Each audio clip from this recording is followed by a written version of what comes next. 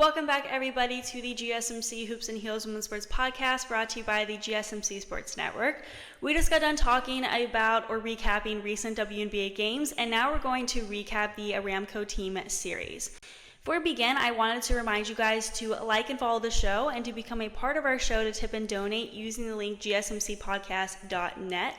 Also, this link does put your questions at the top of the list so that I see them and they get read on the air, so you get that, fun little interactive aspect of the GSMC Sports Network. And of course, your support and help is really appreciated, and it makes a huge difference. I also wanted to remind you guys to stay to the end of the show to hear about some interesting competitive aspects between the USA swimmers and Australian swimmers heading into the Olympics. Okay, so now that we got that out of the way, let's get started talking about the Aramco Team Series. This golf competition is part of the Ladies European Tour, or LET, or LET, whatever you want to call it. I call it the LET, but apparently people call it the LET. I don't know. I've only heard people calling it the LET, so I only call it the LET. Anyway, this competition is very different. It consists of 5 events in 3 different continents, and on July 3rd to the 5th, we had round 3 in London at the Centurion Club. The golfers compete for a $1 million purse. Hyo Jo Kim and Alexandra Fosterling won the first 2 rounds this year. It's also a team event in a way, so I will hopefully make this the most comprehensible as possible, because with names and teams it can be very confusing sometimes. So let me first talk about Nelly Korda.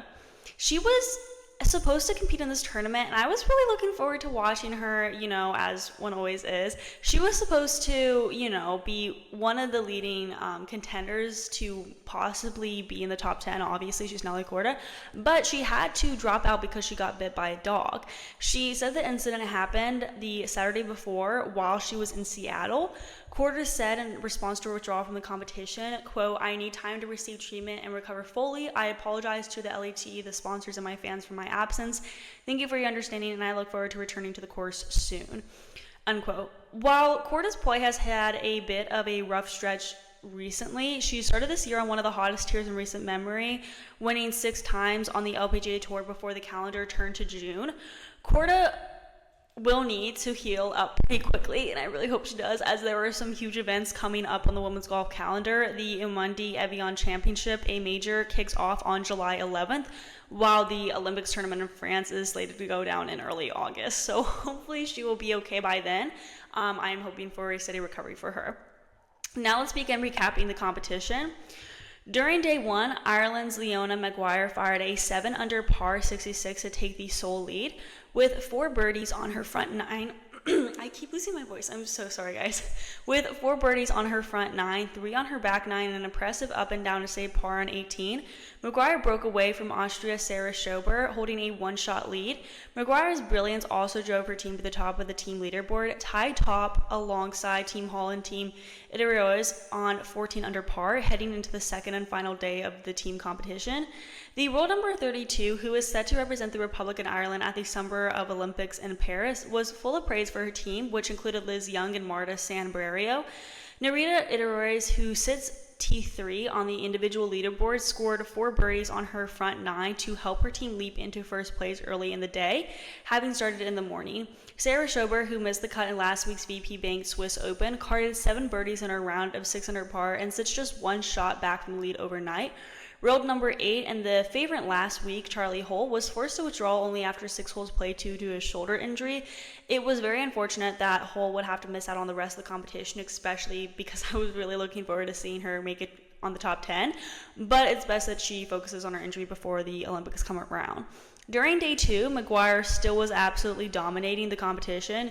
She took a 2-shot lead into the final round. Maguire added a second round of 72 to her opening 66 at Centurion Club to reach 8 under par with Solheim Cup teammate Georgia Hall, her nearest challenger, following her a second consecutive 70. After making a bogey on her first hole of the day, the 10th, Maguire responded with a birdie on the 13th, only to give the shot straight back to the next, Birdies on the 3rd and 6th ensured Maguire remained on top of the leaderboard as Hall suffered a poor finish to her round, the roll number 38 racing to the turn in 31, but coming home in 39 after dropping shots on the 7th and 8th. The other Irish competitor in the field, Lauren Walsh, carded a 75 to go along with her opening 73. Starting on the 10th, Walsh had a double bogey on 12 and bogeys on 14 and 16, but her round improved across her final 9 holes where she picked up 2 shots. Her 2-over final saw her through to the final round. So speaking of the final round, on day 3, Maguire eagled the final hole to take the win of her first ever Ladies European Tour title, so she made history for her. Maguire, who has been LPGA Tour wins and 2 LPGA Tour wins and 2 victories on the Symetra Tour, so I just want to make that clear, carded a final round 73 to finish at 8 under par and pipe Saints Maria Hernandez by 1. She becomes the first ever Irishwoman to win on the LET, actually, which I did not know that until like this weekend. So I was like pretty sure that she has become the first one. It looked like Hernandez had done enough for at least a playoff thanks to a bogey-free 5 under 68 until Maguire struck a wonderful hybrid into the par 5 18th hole at the Centurion Club to set up a tricky eagle putt from inside 10 feet. Maguire's left to right effort found the bottom of the cup to steal the title away from the Spaniard in a topsy-turvy level par final round that included a double bogey, 3 bogeys, 3 birdies, and the closing eagle. The stars of the LET and LPGA head to France next week for the 4th major of the season, the Evian Championship, where Celine Boutier defends the title she won last year by 6. The field is set to be stacked, although Lexi Thompson is set to skip the major once again. The next Aramco Team Series event takes place at a yet-to-be-announced location in Asia from the 4th to the 6th of October. So to end this segment, I'm going to go over the individual scores and the team scores. Starting with the individual scores, first, like I went over, was Leona Maguire at 66, and second was Sarah Schnober representing Austria at 67. Tied at third at 69 was Nuria Iturrioz from Spain, Megan Dennis from England, and Chloe Williams from Wales. Tied at 6 at 70 was Laura Ferencvaros from Germany, and Hannah Screen and Georgia Hall, both from England. Tied at 9th with a score of 71 was Moye Folk from Sweden, Annabelle Dimmock from England, Stephanie Kuriko from Austria, Anna Nordquist from England, Liz Young also from England, and Anne-Charlotte Morin from France. In 16th place was a score of 72 was Ines Lelalech from Morocco, Marianne Skartnord from Norway, Shannon Tan from Singapore, Cam Murtro from Switzerland, Nasty. Guys, I am so sorry that I am butchering some of these names. I sincerely apologize. I'm just so bad at pronouncing names. That is a serious problem that I have. Nastasia Nadoud from France, Leanne Pace and Nicole Garcia from Russia, and Silla Kilker from Sweden. Tied at 24th place with a score of 73 was Maria Hernandez from Maria. Oh my gosh, Maria? That is so weird. I know how to pronounce Maria. See, that's the thing is I will pronounce names correctly in my head, but then as soon as I open my mouth, it's not even close at all, and I'm really sorry about that. Maria Hernandez from Spain, Fernanda Larry from Mexico, Fatima Fernandez Cano from Spain, Allison Lee from the US, Dorothy Forbridge from Norway, Ursula Wickstrom from Finland, Agath Suzanne from France, Patricia Isabel Schmidt from Germany, Lily Mae Humphreys from England, Cassandra Alexander from Russia. I'm so sorry if you hear my dog barking in the background. She is not very scary, but she thinks she is. Virginia Elena Korda from Italy, Carrie Sharia. Okay, so I actually know a girl who pronounced her name Kira this way, but then I also heard people pronounce it Chiaria, and I can't figure out but we're gonna go Kira. Okay, sorry guys. Kira Termolini from Switzerland, Tavessa Malik from India, Hannah Burke and Annabelle Fuller from England, and Laura Walsh from Ireland. For the teams, Team Nadad was in first, representing France. On the team was Nastasia Nadad, Kristina Napoleova, Maria Pratt, and George Brookbanks.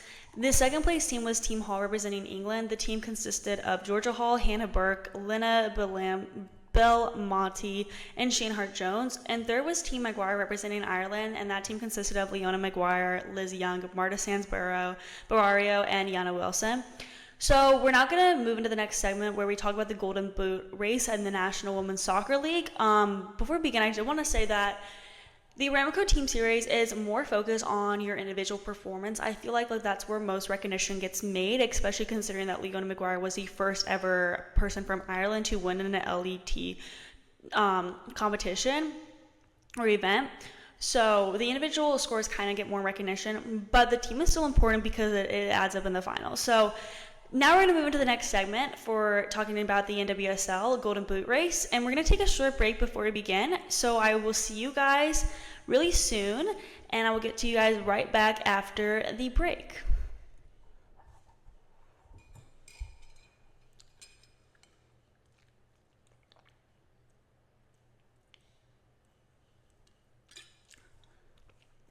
For the best and latest podcasts available anywhere, go to the podcast app on your cell phone and type in GSMC to access free content-rich podcasts on health and wellness, book reviews, sports, entertainment, relationships, social media, movies, technology, finance, and even weird news. Subscribe and download the GSMC Podcast Network's family of shows, available everywhere podcasts are found.